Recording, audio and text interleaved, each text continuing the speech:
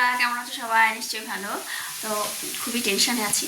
আর মেয়ের পরীক্ষা 1 মাস পরে, ভিডিও বানাতে পারছি না ঠিক করে। আর এখন দেখো সকালবেলায় আমি বানিয়েছি মটর মাশরুম দহিওয়ালা। আর এটা হচ্ছে লাল বিট ভাজা করছি।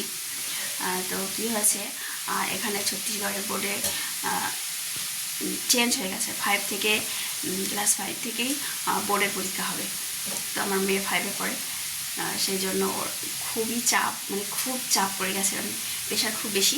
আর সারা বছর যে বইগুলো পড়েছে ওর, সেগুলো পুরো বাদ চলে গেছে।